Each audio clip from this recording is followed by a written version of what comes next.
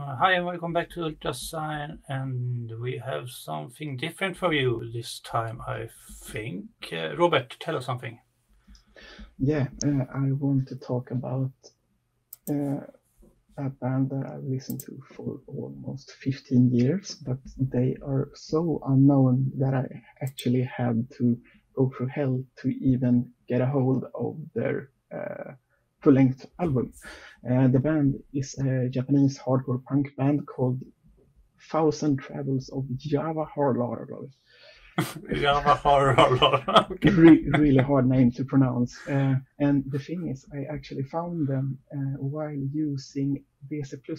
I think it was around 10, 15 years ago. I downloaded their full-length album called The End Never Comes. Um, During that time, the only version of the album I found was a really bad rip. The rip was so bad that you actually couldn't hear the bass guitar. Okay. I went through hell to try to find more material of this band, but they don't. They have been invisible since they broke up. I think it was 2006. And to get a hold of this album, I actually had to go to the manufacturer, who doesn't exist anymore, but I found the previous owner of that Japanese record label, and he told me that they actually sold 500 of that album to a record store in Prague, Czechoslovakia, Czechia, sorry. Yeah, checking. So I, after a while, found out that the record store in Prague still exists, but they didn't have an online shop. So I had to message the owner privately on Facebook, and he said, "Oh, we have 2 copies left of this album. You can have it for blah blah blah." I was like, "Okay, I take them both." So it took me almost 15 years to find a good version of this album, and to do that, I had to actually buy the album and rip it for myself. Okay, what a story. So this band only released one full-length album, which was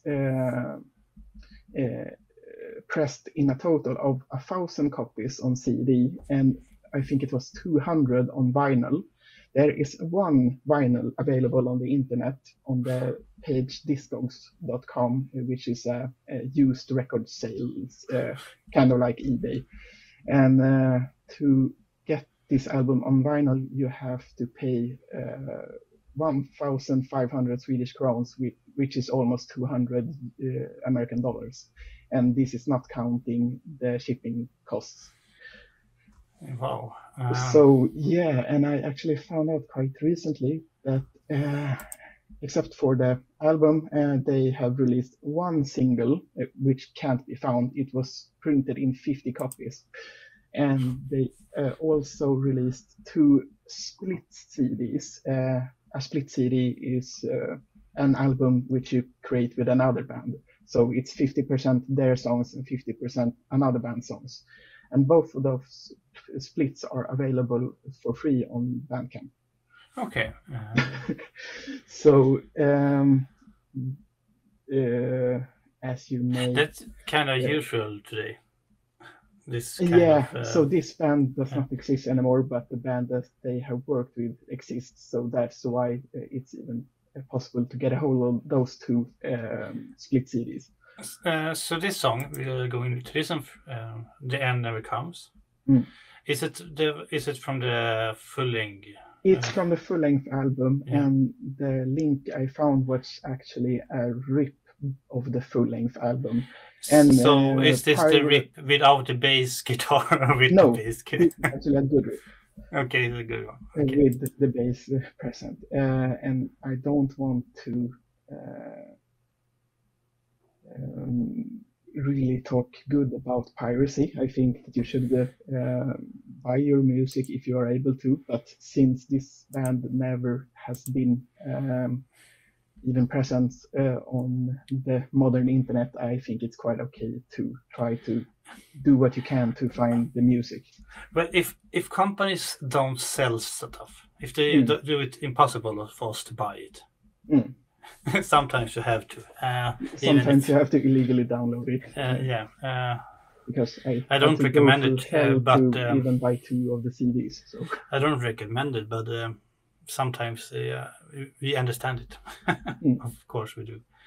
But okay, we should listen to this because it's a short one, only 2 minutes or something. It's the first song from the album The Americans, and the song is named thereafter. Okay, exciting. Yeah.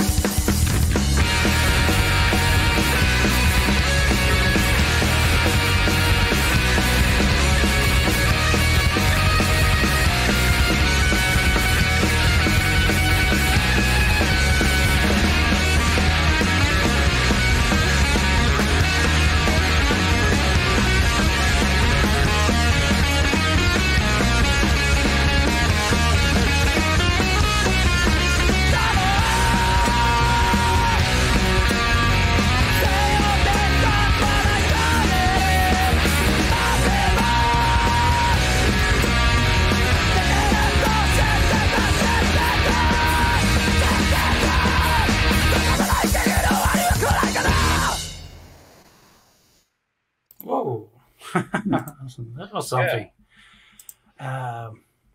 Wow. I usually don't prefer this kind of music, but this have something.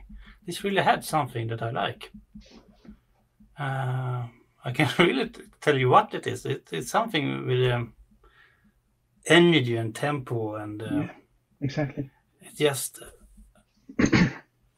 Well, I just liked it, and I'm quite surprised actually, because often when I heard this kind of music, okay, really don't care. But this I liked a lot. I understand why you get some way obsessed about them.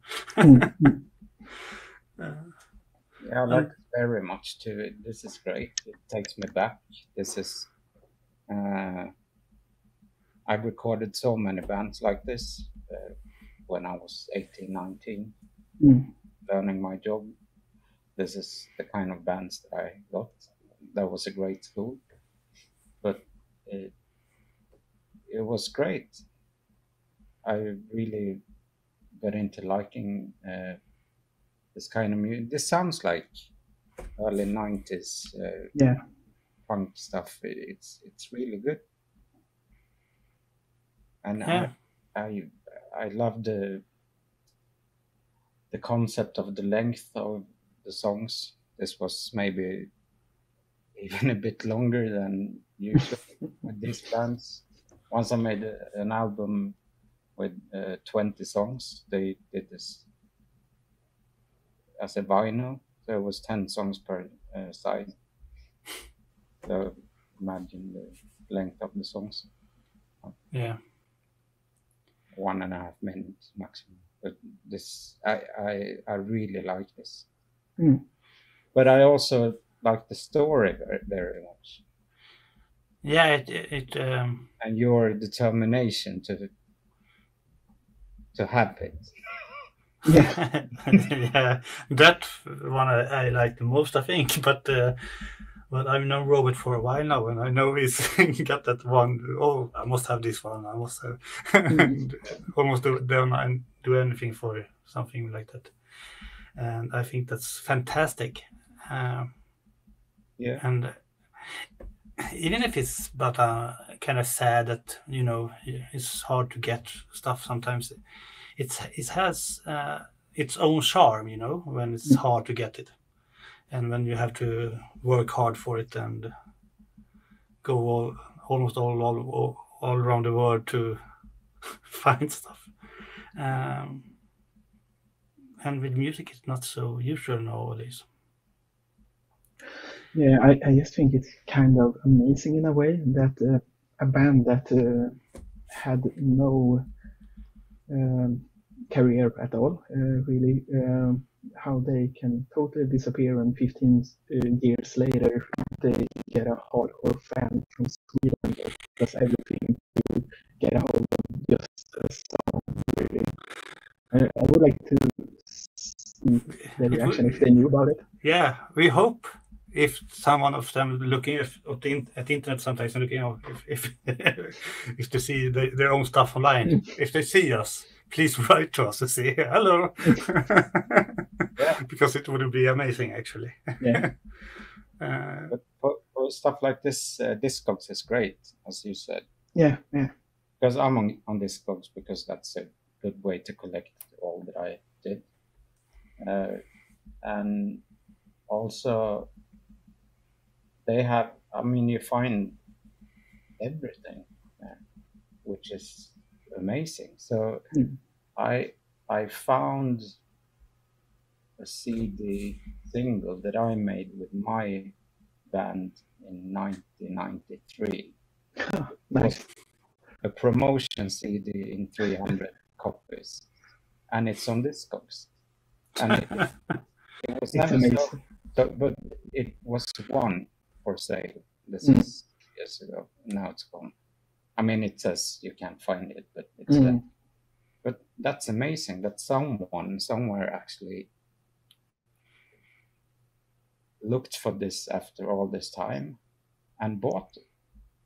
So, that's cool. Yeah. Really cool. Yeah. Well, thank you for that, Robert, and thank you for the story. Yeah. Okay, see you later. Bye.